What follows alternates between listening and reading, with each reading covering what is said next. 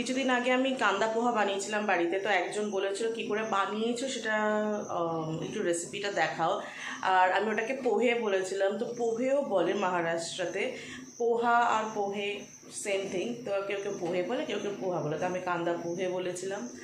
আর আজকে আমি বানাতে যাচ্ছি হচ্ছে কান্দা বাটাটা পোহা। কান্দা মানে পেঁয়াজ আর বাটাটা মানে আলু, ওখানে যে নামটা দিয়েছে এই জন্য সেই নামটাই আমি বলছি। তো কান্দা বাটাটা পোহার জন্য লাগছে হচ্ছে পোহা উইচ ইজ চিড়ে। এই চিড়েটা একটু মোটা চিড়ে নিতে হবে, আমরা রেগুলারলি যে পাতলা চিড়ে খাই সেটা না, একটু মোটা হতে হবে। একটা রেড কালারের চিড়ে হয় সেটাও নিতে পারো, বাট এটা একটু মোটা নিতে হবে চিড়েটা। আর পেঁয়াজটা লাগবে অনেকটা, একটু বেশি করে পেঁয়াজ লাগবে, কাঁচা লঙ্কা আর কারি পাতা, এটা কম্পালসারি। আর ধনেপাতা রেখেছি, এটা অপশনাল। আর যেহেতু কান্দা বাটাটার আমার বোন হচ্ছে আলু খেতে খুব ভালোবাসে, তো আমি একটু আলুও দিচ্ছি এর মধ্যে। আর হচ্ছে বাদাম। এই হচ্ছে আমার ইনগ্রিডিয়েন্টস কান্দা বাটাটা পোহার জন্য। ও আরেকটা জিনিস বলতে ভুলে গেছি, ফোড়নে যাবে হচ্ছে সর্ষেটা বের করিনি, তার জন্য বলতে ভুলে গেছি। চিড়েটাকে আমি একটু ধুয়ে একটু ঝাঁঝরিতে করে রাখবো, যাতে একটু স্টিকি না হয়। এই মোটা চিড়ে ইউজুয়ালি স্টিকি হয় না, বাট এটাকে একটু একবার বা দুবার ধুয়ে, এই চিড়েটা বেশ খুব একটা নোংরা না, আমি আগে ইউজ করেছি, তো একবার বা দুবার ধুয়ে একটু ছাঁকনিতে ছেঁকে নিয়ে এটাকে রেখে দেবো।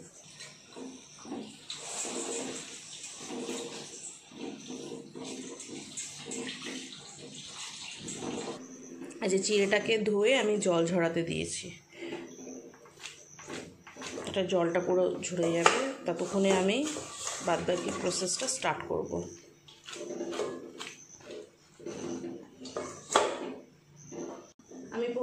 আমি পোহাটা সর্ষের তেলেই করছি।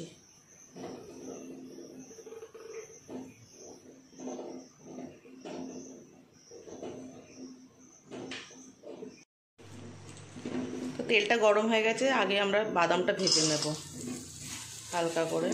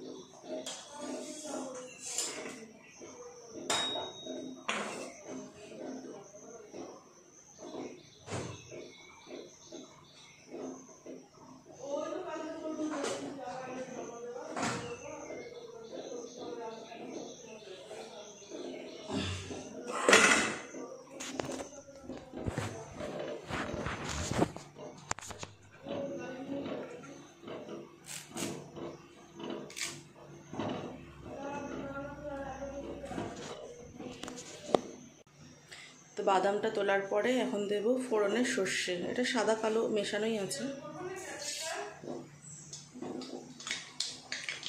সর্ষেটা একটুখানি স্প্ল্যাটার হতেই এটা কারি পাতা দিয়ে একদম এক কোষ দূরে চলে যেতে হবে।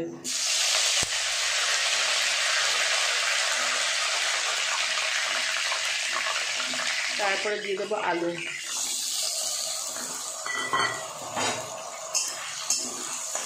আর যখন আলুটা কেউ যদি না খায়, আলুর পরে সঙ্গে সঙ্গে দিয়ে দেবে পেঁয়াজ। আর ওটা দিলাম, আলুটা একটুখানি সেদ্ধ হবে, তারপরে বাকি জিনিস। আর এখানে আমার ডিম সিদ্ধ হচ্ছে।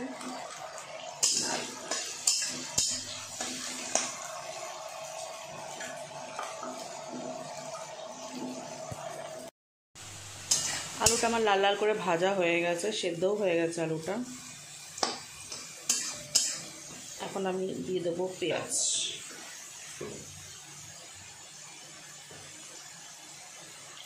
এই যে পেঁয়াজ আর লঙ্কা যেটা ছিল একবারে দিয়ে দেবো।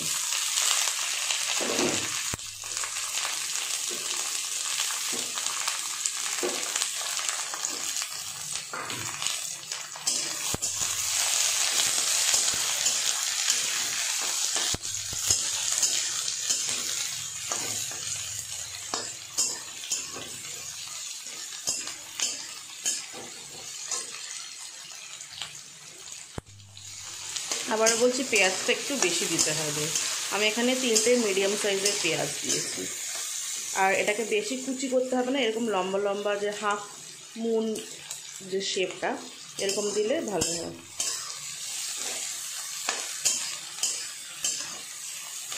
আর এরপর যাবে হচ্ছে নুন, হলুদ আর চিনি। হ্যাঁ, চিনিও যাবে, চিনিটাও একটু বেশি করে যাবে, একটু মিষ্টি মিষ্টি হবে পোহাটা। তবে এটা ডায়াবেটিক পেশেন্টদের জন্য একদম নয়, তারা চিনি আলু এগুলো অফ করে বানাতে পারে এরকমভাবে।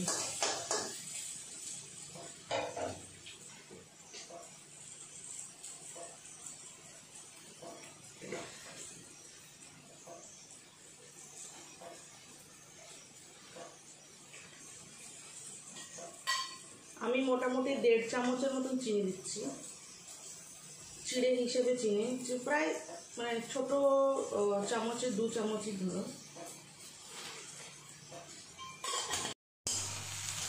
এটাকে একটু মিক্স করে নেবো। লাস্টে দিলাম নুন, হলুদ আর চিনি। একদম বেশি ওই সফট করে দেওয়া যাবে না, একটু ক্রাঞ্চ থাকবে ওরকম ভাজা হবে। আর এদিকে আমাদের চিড়েটা যেটা শুকো দিয়ে বেশ সুন্দর ঝরঝরেও হয়ে গেছে। এরকম ঝরঝরেই হতে হবে। আর যদি মানে পাতলা চিড়ে নিলে সেটা একদম গলে যায়, আর সেটা দিয়ে পোহা খাওয়াটা একদমই যায় না, একদম বাজে হয়ে যায়। এই ঝরঝরে চিড়েটাকে দিয়ে দেবো।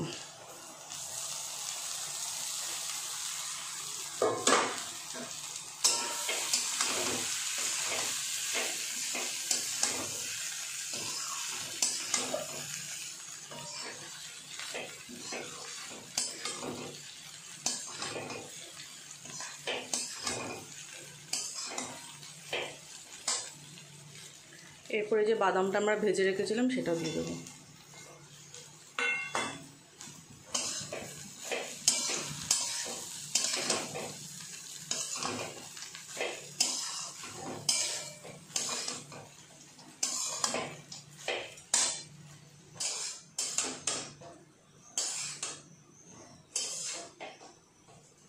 আর নামানোর আগে একটু ধনেপাতা ছিঁড়ে দিয়ে দিলেই হবে।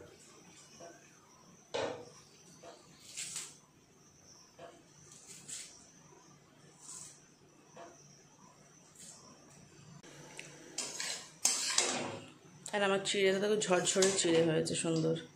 এটা কিন্তু বেশি ধোয়া যাবে না, আমি 3 বার ধুয়েছি। জাস্ট উপরে যে ময়লা টয়লাগুলো যখন আসবে সেটা ড্রেন করে দিয়ে তারপরে স্ট্রেন করে দিতে হবে। আর এই সময়টা কেউ যদি চায় লেবুর রসও দিতে পারে, পাতি লেবুর রস দিলেও এটা ফ্লেভারটা বেশ ভালো আসে। বাস, এটা আমাদের রেডি হয়ে গেছে। এটাকে অ্যাজ ইট ইজ সার্ভ করতে হবে। আর লেবুর রসটা দিলে আরও সুন্দর খেতে হয়। এটা ব্রেকফাস্টের জন্য আর ইভিনিং স্ন্যাক্সের জন্য একদমই আইডিয়াল খাবার। আর সকালে কেউ যদি এটা খেয়ে অফিস বা কোনো কাজকর্মে স্কুলেও যদি যেতে পারে না, আই বেট তার 3-4 ঘন্টা তো খিদে পাবেই না, কারণ কি চিড়ে এমনি পেটে গেলে ফুলে ওঠে যত জল খাবে। আর এটা খেতে খুবই টেস্টিও হয়। এই যে পোহা, ডিম সিদ্ধ, আর ডিম সিদ্ধর উপর একটু বিট লবণ ছড়িয়ে দিয়েছি, এটা মার জন্য।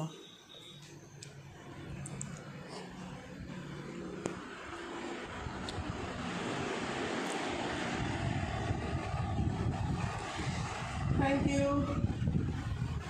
কান্দা বাটাটা পকি আমার মেয়ে আমার কাছ থেকে পোহা বানানো শিখে আমার খুব ভালো লাগে।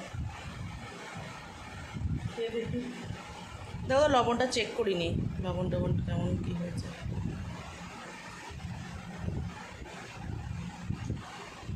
লবণ ঠিক আছে, মিষ্টি টিষ্টি ছান ঝালে।